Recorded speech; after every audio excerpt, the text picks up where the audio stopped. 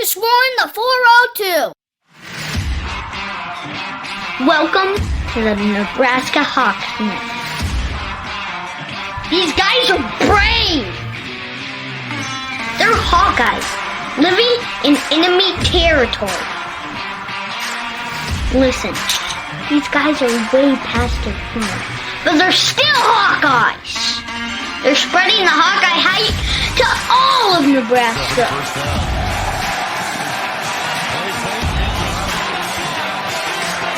The frost advisory is canceled. Corn Huskers, more like corn suckers. Are you ready for this podcast? Let's go Hawks!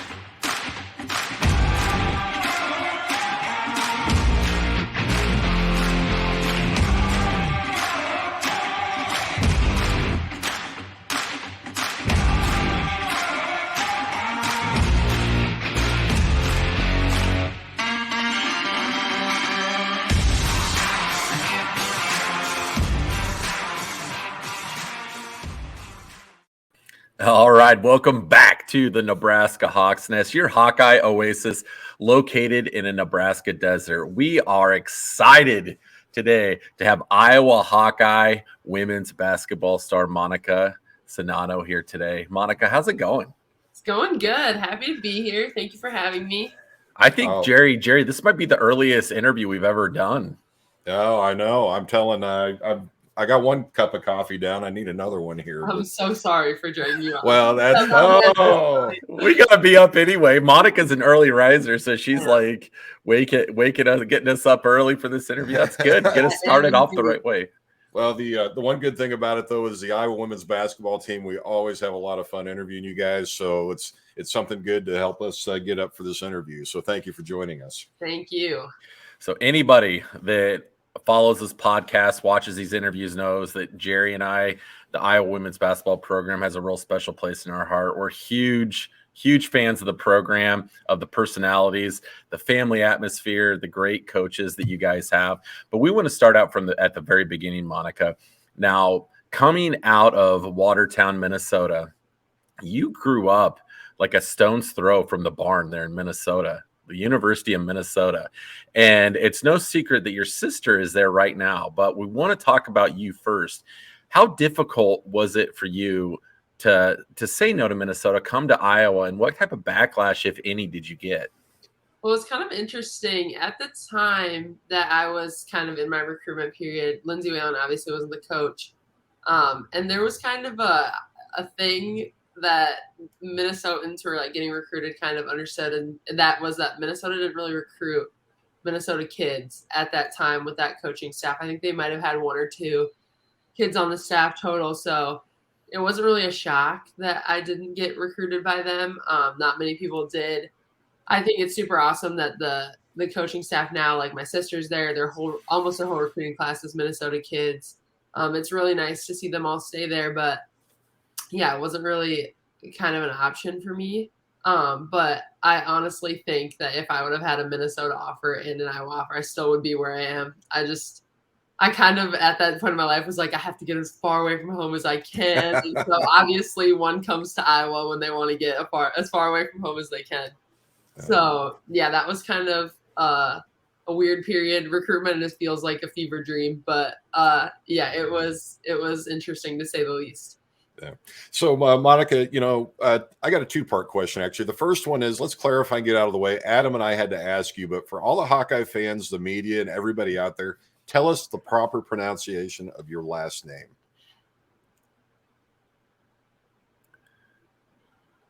Uh-oh, she's freezing up a little. Can you hear me? Now I can hear you. It is Monika Czinano, like sin, and then just Ano. The Z has no purpose. Other than making the spelling stand out for you. The Z has no purpose.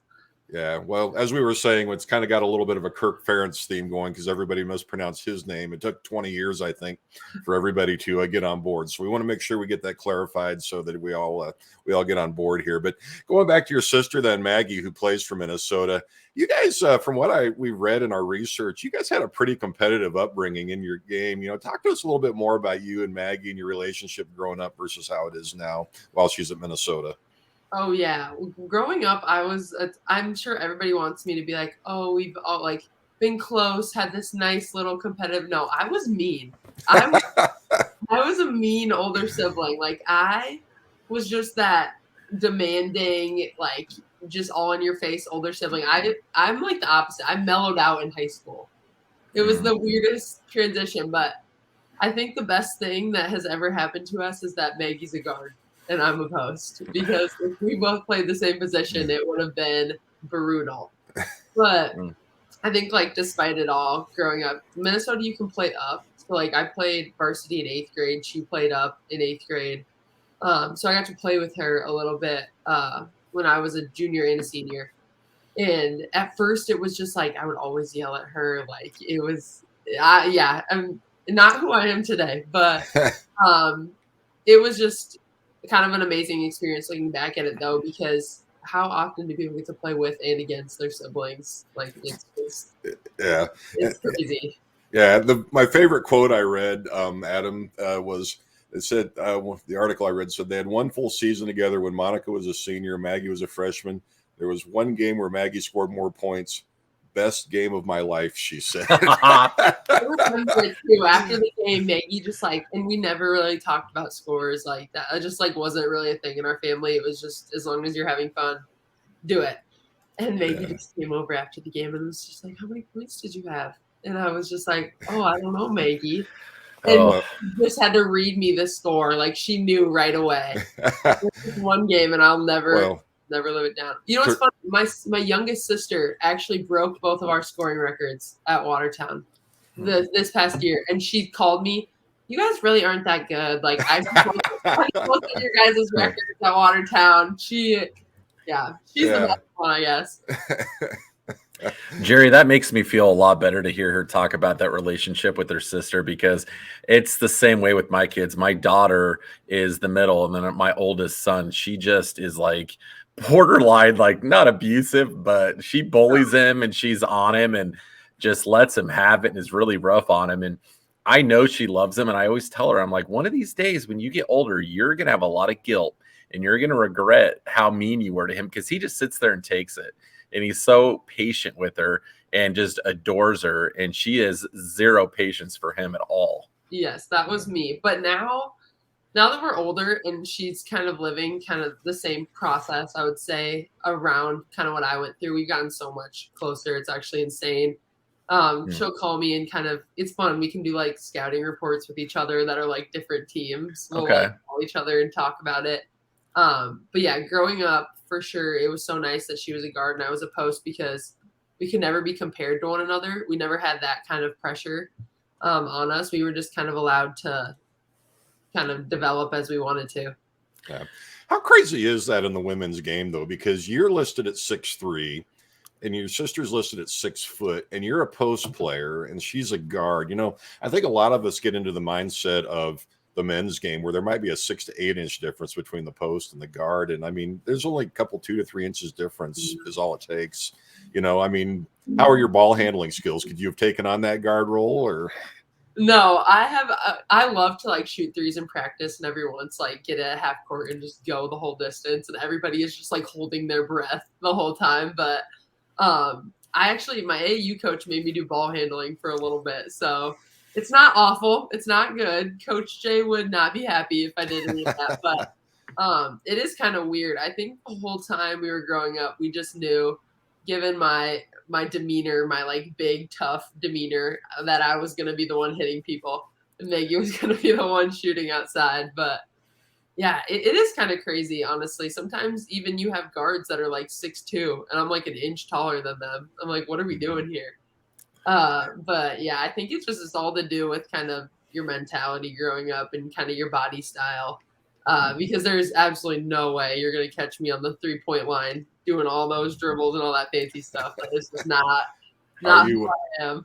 Are you every bit of the 6'3" they list you at? Oh yeah, and I will stand by it till I die. I used to be like, oh, I'm not like 6'3", trying to be all like feminine and like, oh, I could never. And now I'm like 6'3". Maybe if I wear these shoes, I can be 6'4". Like I am doing it for everything. Atta girl. That's the only way to be. Yeah. After you kind of digging into your career statistics here, one thing really jumped out. And I think a lot of us know that are basketball fans that have played basketball. It seems like post players traditionally struggle with their free throws. For some reason, I don't know why. You have drastically improved your free throw percentage since you've been at Iowa. Started out around 68%, and you're up to some now like around 84.5% right now. Why do you think it is that post players struggle so much on their free throws, one? And two, what really have you done to so drastically change your free throw performance over your career? Yeah, I think it's just most post players are used to kind of hitting people when they shoot. So when you take everybody away from them and you just have endless space, it gets kind of hard. And I just honestly coming to Iowa wasn't even used to taking shots that far back. Like I've had to extend my game a little bit since coming here, which is surprising considering it's still the paint basically. Yeah. But yeah, I know that's always been kind of a thing that we talk about in our postseason meetings. Like that is one area that I've consistently been asked to improve in. And I think the biggest thing for me was not even just like making a certain amount, but like having to make them in a row is the most frustrating thing ever. Like I'll do like 10 in a row or whatever and get to 9 and like think I have it in the bag and relax for 1 second and it just off the back iron. So that has probably been the best thing for me, is like the most mentally challenging thing. Yeah, I've been super happy with how I'm shooting this year from the free throw line. I'm hoping the coaches are too. I can't imagine they're too upset, but it's been good. Jerry, I asked her that because I don't know if either one of you two know this, and this is before Monika was even born, I'm sure. You're looking right here at the 1995 Iowa Hawkeye basketball camp free throw champion. That is true stuff. So I don't know. I was royalty. Yeah, I know. I should have probably let you know in advance. It's kind of a big deal. I still got the little tiny trophy, and I remember having to get drove around all over to the different field houses. Like, okay, I won this one, so we got to drive you from the field house down over to Carver, and then it's like we're sitting there shooting, and that was back when Tom Davis was still the coach, and he's sitting there watching us, and I'm about ready to pee my pants as I'm shooting free throws on Carver Hawkeyes floor when Dr. Tom's sitting there watching me. So it was an experience. So Jerry. Yeah, I know. You've reminded me of that many times. Hey, I peaked when I was in sixth grade, so I got to keep bringing it up. Don't egg him on, or he's got a certificate. He'll go grab it and show it to the crowd. I mean, he's very proud of that, which, deservedly so, because some of us didn't even reach that peak. So, but take us back, Monika. Now, coming out of high school, you made the comment that you would have went to Iowa even if you'd have had the offer. Take us back to your recruitment, and what was it about Iowa that just sealed that deal and made Iowa City the place you wanted to be? Yeah, I think I first got heard from Iowa. I want to say it was around my very beginning of my sophomore year, end of freshman year. And I just remember, I'm not even lying, Coach Jay sent me the first day that you could text people when it was the NCAA rules. She sent me a text, and it had to have been at 1 or 2 a.m. And it was long. It was a novel, and it had all these emojis. And I was like, she's crazy. She's crazy. And I would walk around. I'd be like, Mom, this call is only going to take 20 minutes, whatever. I'm going to call Iowa. And I'd be walking around my yard for an hour, just back and forth. And she just did a really good job of making it feel so personal. And they're just such great people. And you kind of get a sense of that when you talk to as many coaches as you do during recruitment, kind of which ones feel genuine and which ones don't. And everybody just felt so genuine in Iowa. And I remember coming on my unofficial visit. I think I just came to a football game, or maybe it was a basketball thing, but I just told my mom, if they offer, I'm going to commit. So, and then they didn't offer on that trip, but I was in the car a different time and they offered immediately. I didn't even have to say, let me think about it for a little bit. I was like, I'm committing. And in the backseat, my youngest sister starts bawling, starts literally crying. She was like, don't go to college, don't go. She just immediately burst out. It was the most chaotic car ride ever, but I just knew right away when I got to Iowa City that like this is the place I wanted to be. I love the atmosphere. I love the coaches. I mean, I love the Big Ten, and it was just everything kind of lined up perfectly for me. Wow, that's a good story. Jeez. Well, I hate it when like an answer's so good, I get so sucked into it that I forget to ask the next question. I'm like, that was a really good. What take us in deeper to that family atmosphere that the Iowa women's basketball program has. Now, we've talked about this quite a bit on the podcast, but it really just feels different with you guys. You guys feel like just one succinct unit. Coach Jensen and Coach Bluter. It just feels like a really great special thing that you guys have going there. Bring us into that family environment and what it's like to play for that staff. Oh, yeah. Well, first of all, the staff balance each other out. So I've never met like a more well-balanced staff. Like Coach Bluter is so serious. Coach Jay is so like motivational. They all just have their own thing that they know they're good at, and they've been doing it for so long. They know how to bounce off of each other really well. But I think for me, it was more seeing how the team interacted too was a big thing. I wanted to be somewhere that felt very lighthearted. Like the reason I play basketball is to have those experiences with my teammates and like have fun and good chemistry on the court. So that was huge. And I just remember going on visits and seeing them like playing ping pong and not even just like always getting along, like arguing too was like a big thing. I was like, oh, I'm going to love it. Like just like the banter and joking around was huge, but everybody is just so comfortable and down to earth. And Coach Bluter will text us. I mean, even after losing to Ohio State, she was like, I'm always so proud to coach you guys. Like, I want to say how proud I am. You gave your all to that game. Like, I can't ask you to do anything more. And that's just like, she genuinely cares about us and wants us to do well. She's calling us about our exams. Like they all just check in, and it really makes you feel so special. I don't want to dig into that game, Jerry, but there was a blatant kickball that was missed at the end. I probably shouldn't dive into it either, but I'm bitter. I'm frustrated about that game. I was yelling at the TV the whole entire time.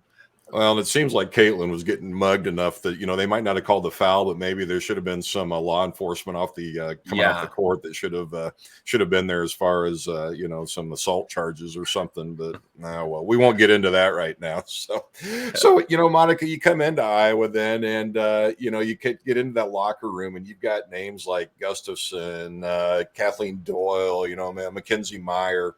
What was your welcome to Iowa, welcome to Big Ten moment where you just realized this is just, we're not in high school anymore? Yeah, I mean, I think the very first one not to do with like physicality is Megan and Hannah left for Rio at one point during our summer. They went on like a church camp thing. And I remember having to play the 5, and we were doing a drill where we just ran up and down and up and down. Like it was just full court. And I was sucking wind. And it was an hour and 30-minute practice. And that was like nothing compared to right now. We go for like 2.5 hours, maybe 3. And I was like, there's actually no way I can do this. Like, how am I supposed to do this? Coach Jay is yelling at me to run faster, and I feel like I'm going to die. I was like, there's no way I can actually do this. And then Megan comes back, and I immediately get an elbow to the chest as hard as I can. And I was just like, here we go. I was like, this is it. I get you tell that story, and with Megan, we've interviewed her previously, and you get an elbow to the chest, but yet at the same time, I could just see her being like really nice and helping you up, and then maybe doing it again later in practice. Is that how she is behind the scenes, or is there a different persona when she's on the court with you guys? I would say when she steps on the court, it's like not Megan anymore. It's somebody else. It's an alternative ego. She is so nice once the whistle blows that we're done. Mm-hmm. Like. And don't get me wrong, she's nice during the whole thing, but she turns into like an actual machine when it happens. Like she is just doing whatever she needs to do, and no apologies, not like she's going to get it done, which was so amazing and great for me to see as a freshman and kind of model my game after. But afterwards, she'd be like, oh, you did so great today, as she had 40 points and like 30. It's like, great practice, Mara. I'm like, oh. Sounds like Jerry on this podcast. It is. No, I don't know about the machine. I'm the one that's getting knocked to the ground, and you're helping me back up a lot of times. So, all right, Monika. Now, other than Minnesota, pull us in and paint us a picture. Okay, what is that one visiting arena atmosphere and fan base that when you walk into that arena, and you're getting ready to take the court, that your blood pressure rises just a little bit more. You want this one just a little bit more. The fan base maybe gets under your skin a little bit more than others. You just really, really want this one. Other than Minnesota, what program does that for you? Wow, that's a great question. And why is it Nebraska? I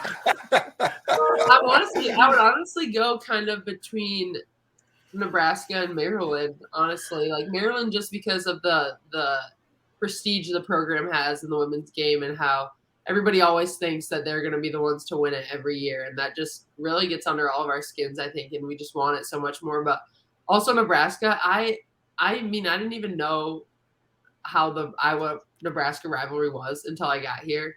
It's a different level. I did not fully realize it. Yeah. And so I think I just want it so much for the people who absolutely, like, we have kids from Iowa on our manager staff and stuff who actually despise Nebraska. Yeah. I've never seen anything like it before. And I just know how much it means to them. So that one is one that I'm definitely gearing up for. Oh, I was at the game in Lincoln we just talked about, and I was getting pretty rowdy, and it got hostile out in the crowd for sure. And it was getting hostile on the court, but that was a fun game to be at for sure. Oh, it was a fun one to play. I mean, the atmosphere is great. I love it. Like, the thing with those type of games, even when you have two teams who just want to win so bad, it brings out the best in women's basketball. Like there was 8,000 people there, like, all so into the game. I mean, we were all playing super competitively. It was just, I mean, that's exactly what you want. Yeah. Yeah. You know, living here in the state, Monika, I don't know if you were privy to any of this backlash, but Adam and I living here in Nebraska, all we heard about after that game was the foul disparity. And I mean, kind of what you run into with the fans here is like, there's always an excuse why they lost. And I mean, it's never the fact that, we can just accept that we got beat. But one of the things about that foul disparity in the crowd really hassling you guys was Caitlin just egging it on, and we heard about that too. Oh, they were going on and on about how Caitlin just, basically, it was just, they were frustrated. But as a teammate, how does that feel? I mean, Caitlin was doing that with Ohio State the other night too. The more the competitive juices flow, the more she wants it to bring it on and make it even more high pressure. As a teammate, what's that do for you? Does that get you charged up, or how do you react to something like that when you see her do that? Yeah, it definitely gets us all charged up. There's like a fine, we have to as a this is more so as a captain than a teammate, like figuring out the fine line, because it brings out the best in women's basketball and gets us all amped up. But there is a fine line where we always are like watching her while she's doing it. Like, what is she going to do next? Kind of a thing. But it does. I think it brings the crowd into it. I think it's exactly what people want to watch is the thing. Like, this is why people tune in, because they love seeing that energy and they love seeing us play. And I think it's no different than anything that's happening on the men's side when people bring that up and they're like, oh, Caitlin Clark, like this, and that. I'm like, why do you watch men's basketball? Like, it's the exact same thing. So I think it's exactly what the game needs. It's big personalities, and I love our program that they allow the fans to see our personalities and kind of get to know us. And I think it's exactly what the state of Iowa deserves. Well, it is. And, I love that example because you know what? And this is nothing. But when Luca come down and he'd have a great one and he'd be thumping the chest or, celebrating, it was celebrated. And then when somebody like Caitlin does it, it's just people, they want to kind of rebuke it. And it should be looked at as the exact same way. She's pumping up the crowd. She's getting into the game. And so you're exactly right. It's less like, and I think it needs to be more well received than it is. Mm-hmm. No, I completely agree. Iowa fans love it. Visiting fans do not. That's for sure. Well, and that goes to the level of play that's being shown to the visiting fans as well. Exactly. We don't care what the other fans think. It doesn't matter because we get sucked in. And especially with this team, Jerry and I were just talking on one of our last podcasts, is like, I could be in an arena of 25,000 people, but when you guys are out on the court with the passion and the chemistry that you guys play with, you just get sucked in and you get tunnel vision and you feel like you're almost out there with you guys. Now, you and Caitlin have really developed some great chemistry over the last few years, and she really seems to look for you out on the court. Tell us about how that chemistry is developed and what you guys have done to bring that to such a high level. Yeah, I mean, honestly, I think it really kind of solidified more this year than last year. Last year was so hard with COVID. Like, most of the time you develop those type of relationships with your teammates in the summer and in the off season. But, I mean, we'd see them one time and then have to go into like quarantine for 2 weeks and then hang out with them once. And then all of a sudden like there was just so much kind of up and down happening. But I think it was just all of our relationships this summer kind of flourished. And I just really think that getting in the gym, getting those repetitions in with each other really, really helped and kind of made us both better. And I know she's an amazing passer. It's actually unreal, but it takes a while to learn a new point guard. I mean, being quite honest, all of them have different tendencies. I'm sure she would say the same thing about she knows exactly where I want the ball. So it's definitely takes a little bit to get used to it. And I think we're getting into that groove. Yeah, I was going to say, because that was going to be my next question, was the synchronicity between you two. I mean, you seem to be, how long did it take you to get your head on a swivel to wait for that pass? Because she's, you guys have this great inside out game now where she's got the double and triple team. She can find you on the cut in the lane. And how long did it take you guys to develop that? Or how long did it take you to understand that ball could be coming at any minute? Oh, I've gotten hit in the head and the chest a couple times leading up to that. But I just remember I think one of the first times, and sometimes it still catches me off guard. Like sometimes I'm like, whoa, like literally whoa. But I just remember when we played Kentucky in the NCAA tournament, there's one time I was running the floor in transition and she had the ball. And I was just thinking I'm full sprinting right now. Like there's no way she's throwing this ball. And I was like, Monika, don't be stupid. Like it's Caitlin, she's throwing the ball. I turn around, it's 2 inches from my face. The ball. I just had to immediately act so fast.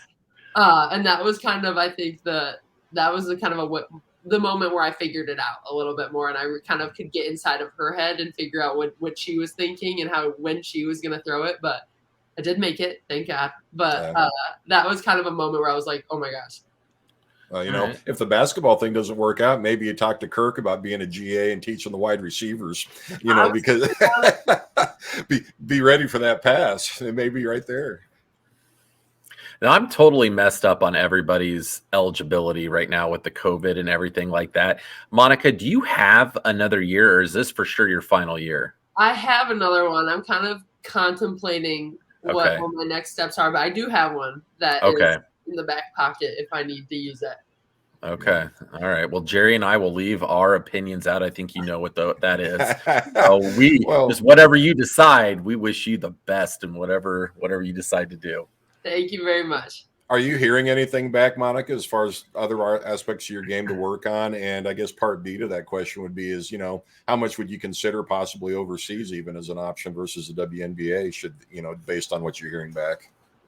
Yeah, I mean, I think from kind of the coaching staff improvement wise, I think my role on this team, our team talks a lot about roles and stepping into them. And my role is literally to be as consistent as I can be. Give the team same thing every night. They know what to expect from me. They know how reliable I am. And I think that is something that I really try to step into and kind of flourish with. And I think if anything, it's always to improve that efficiency, improve that rebounding. Like aim for Coach Jay and I always talk about are the rebounding ranges we want me in for each game. And I think they have been really improving over the last couple games. And that's something I always want to improve in. But overseas wise, that is something I'm hugely interested in whenever my career ends here. My dad's from Hungary, given the confusing last name. So I have family there. That would be kind of a cool experience to play over there and get to be with them and kind of soak in that culture. But I think that as long as I have this ability to do this and to make money doing it, why not? Yeah. And he played professionally over there, didn't he? He was more of a soccer. This is funny. He was more of a soccer and karate guy, actually. Yeah. He always loves to talk about I had this black belt and this and that. And you got all of your good hands from me, all this stuff. It's very funny. But no, it's funny, actually. He doesn't know. I told him I got a scholarship to Iowa, and he was like, awesome. And that was it. He recently has figured out rules of basketball and understands it fully. Before, he would be so confused the whole time. Why did this happen? Why did this happen? And I would have to explain the whole thing to him. Well, Monika, how did you really get started playing basketball then? Because usually it's influence from parents, typically. What really got the ball in your hand and got you playing? Well, my mom played a little bit growing up, but I think it was more so my mom's kind of rule in our household is we had to be involved in something every season, I would say. Whether it was theater, a sport, it could have been anything like that. We just had to be in something. But growing up, I was so much taller than all my friends. Like even right away from the beginning, I think my mom was just like, we got to get her into it. She could be good at this. And I actually hated it I hated it till like freshman year of high school. And then I broke my leg and like had to rehab back from that. And that was kind of when I had to make a decision if I wanted to do it. I had to kind of give it all I had. But yeah, it was funny. I really didn't like it until freshman year of high school. That's interesting. You had a little bit of a misfortune though in junior high, from one of the articles that we read, that kind of fueled your sports though too, because it talked about how you didn't have any sports interest to start. But tell us more about what happened and about how that kind of developed into your drive athletically. Yeah, so it was like my eighth grade summer, so like right before high school, and I had my eighth grade year. I was like playing varsity, getting good minutes. And I was four-wheeling and basically my four-wheeler tire got stuck like in a gravel road, and I gave it more gas and it slingshotted out. And I actually got stuck in a fence, and like my leg, I broke my femur. So my like thigh bone basically in half, broke my wrist. And once I finally got out from that, that's the biggest bone. It took almost a full year to kind of rehab back from that.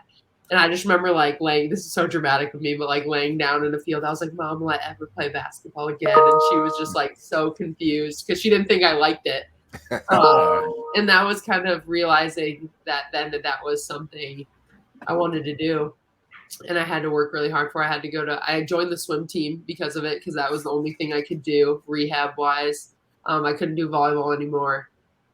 Rehabbed for literally a whole year. You guys should have seen, I would run and it was like you just shot a deer and they were like trying to do it. Like I would be galloping because my leg didn't have the strength. So I really had to kind of fight my way back from that. And by the time I did, I think it just kind of gave me a new perspective on what I wanted and how hard I was going to have to work.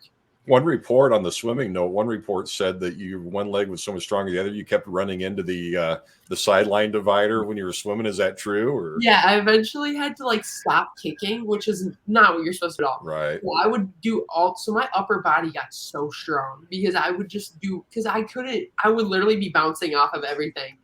So eventually I had to just kind of makeshift swim, I guess. And I actually did pretty well. I think I made it to sections that year and like got my first varsity letter in swimming, which was awesome. But I was a hot mess in the pool. I need to take note. I'm like a torpedo. I just sink to the bottom. Like I am not an aquatic individual whatsoever. But Jerry, are you ready for us to get deep into these rapid fire questions to really find out who Monika is as a person? Oh yeah, I am. I mean, I can tell she's sweating now just at the thought of this. So actually, no, she's not. She's stepping up to the pressure, just like we expect from a Hawkeye basketball player. So you go ahead, Adam. All right. Well, you think you got it. Just wait till the questions start rolling in. Then things are going to get real. All right. It'll be really difficult. All right, Monika. Rapid fire questions. Here we go. If you could hang out with any celebrity in the world, who would it be? Zendaya. Who? Zendaya. Who's that? Oh my God. Spider-Man. Come on, man. Oh, is that the girl from Spider-Man? Yes. Mary Okay. Adam. Okay. Oh I'm my sorry. God. I didn't know her name. I've seen it. I've seen it. It was a really, really good movie. The last Spider-Man was insanely good.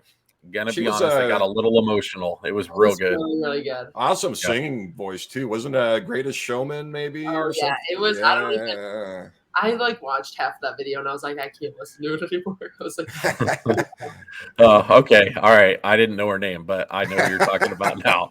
All right, I'll try to keep up here. Maybe I should have been the one that was nervous before this. Favorite movie of all time? Avatar. That's a great one. Last movie you watched? Oh, last night I watched Captain America: Winter Soldier. All right, yay or nay? I liked it. I gave it like an 8-1. 8-1. Okay. There you go. Solid rating. We got our own Rotten Tomatoes score here from Megan. Yes, you do. Yeah. Maybe we got a future movie critic on our hands here. There you go. All right. Rock, hip hop, or country? Ooh, probably rock. Okay. There All right. we go. The last song played on your phone. Oh God. I actually have no idea. It's gonna be The One by Taylor Swift. I listened to that before this. Okay. Okay. Guilty pleasure TV show that you're embarrassed about. Oh, that I'm embarrassed about? I watch Everyone's a lot got of like a bad one. think of one, but I watch a lot of like magic ones that are like very embarrassing. Like, Like The Witcher, I guess. Like Okay. oh, yeah, like sci-fi.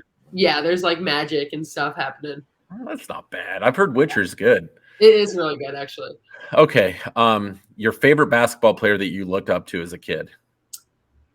Oh, great question. Probably Maya Moore. Maya Moore. Okay. Okay. Favorite fast food? You guys are gonna. It could be Taco Bell. That's okay. That's Okay. good. You I know, like Taco Bell. I love Taco Bell. Taco Yeah. Bell's like a college Absolutely. rite of passion. We loved It Taco is. Bell back at that age. It is. Oh, back in the day when they had the caramel apple empanada, that Oh, thing would like make your knees buckle. It was so good. Good. Oh my gosh. Like if I had a buddy call me, I'd be like, hey, it's Taco Bell time. I'll call you back when I'm done. The stuff was like it's next level. It's not good for you, but hey. Oh, Well. Dogs or cats? no, dogs. All right, heck yeah. You're a good person. Least favorite basketball drill to do in practice. Oh, it's called the Krzyzewski layups. Okay. Okay. Krzyzewski layups. So describe that real quick for us. Yeah. You literally just keep going. Like you just don't stop. You just run down shoot layup, run back shoot layup. It's just like is consistent. You never stop. So that's probably why. Okay. Do you have the ball in your hand the whole time dribbling? Yeah, and like when somebody makes it, you like have to grab it out of the rim and immediately start going. So Okay. like you're on the baseline for like 2 seconds, maybe. Okay. Okay. All right. And then finally, we feel like you can really tell a lot by a person by the toppings they get on their pizza. What if you're ordering a pizza right now, what are you getting on it? Okay, I'm gonna do this is my family's pizza order and people hate it. It's pepperoni, black olives, spinach, and mushrooms. Ooh, Spinach. that sounds good. I could go for that other than the Okay, spinach on mushrooms and pizza. black olives are normally so controversial. I'm surprised it's spinach that's the one because mushrooms and black Yeah. olives people normally not good with. So I always get sausage, black olive, and mushroom all the time. Well, That's very similar. Yeah. Yeah. Adam, I'm going to tell you right now, after these are rapid fire questions, we're going to go get the pizza with those toppings and watch some Zendaya movies just to get you educated on both. So Her name is Zendaya. I did not know that was her name. Guys, you don't know. All right. All right. So Monika, I got to ask you this. Thanks for participating in our rapid fire questions. Hopefully they weren't too taxing for you on this in this fine morning before school. But all right. So a week from tonight, you get the rematch with Minnesota. Your sister's been battling some injury issues this year. Will she be able to play? And after that 105-49 thrashing you put on them last time, you know what's the outlook as we go to play the home state next week? Yeah, I hope she'll be cleared. I guess it's every time I call her, I'm like, what does it look like? Like, are you going to be able to? So I think she's doing everything in her power to kind of get back out there, but I think they're going to be pissed. I mean, yeah, that was quite the win we had there. But I mean, they haven't had to play in Carver yet. Maggie has never been to Carver as a visiting team, so I think she's in for kind of a special surprise. Monika, what do you feel about the Carver environment with the fans there? There's been kind of back and forth on that, where the student section is set up, whether it should be moved more to like mid-court, like a lot of other schools. For someone that plays in there as often as you do compared to other arenas, what is it like? I think it's amazing. I think it's just louder than anywhere else I've ever played, quite honestly. I think that the fans do a great job of filling it. It's intimidating to look at. I agree, though, that I think that students could be closer. I just feel like we get a much better turnout student-wise. We get a lot of Hawkeye loyals coming in, but I think we could get more students to come. But it's by far I'm not even saying that because I go, like, it is genuinely the most exciting place to play in the Big Ten. Awesome. Well, that's good to hear. We got to hear from somebody that's actually living it instead of us fans. So as we move forward, then, Monika, and looking to the future, we talked about the succession with the players that you played with. Now, as Monika looks forward to the future of the Iowa program, who are some of the names we need to be keeping an eye on then as well, in the lineage here? Yeah, I mean, honestly, you know as much as I do. I feel like I am focused on literally what is happening in the here and now. I remember my whatever year it was, people were like, "Have you heard that Caitlin committed? Have you?" And I'm like, "No, I honestly haven't. I just am focused on what we're doing right now." So you probably know more than I do at this point. Well, that's a good way to be. That's showing a lot of confidence in Adam and I that probably shouldn't really be there, but hey, we'll take it. We take all the compliments we can get. So. Love it. Yeah. All right, Monika, we're going to let you get going. I know you got a busy day of classes and I'm sure practice, but hey, best of luck the rest of the season. We are 100% behind you. I got my BTN Plus package rocking and rolling for those times that I am so frustrated when you guys aren't on BTN. But I got the Plus package so I can see them all now. But we're going to try to make it to another game before the end of the season and wish you guys nothing but success the rest of the way. Awesome. Well, thank you guys so much for having me. I had a blast. I appreciate that. And if we had a Midwest bank in the area, we'd be banking there for you. So, heck yeah. For anybody that might want to know what Monika's NIL deal is going on right now. We've never wanted to bank somewhere so much in our lives. It's great advertising. Amazing. All right, Monika. Thanks a lot. Go Hawks. Thank you so much. Thank you, guys. Go Hawks. All right. We'll see you.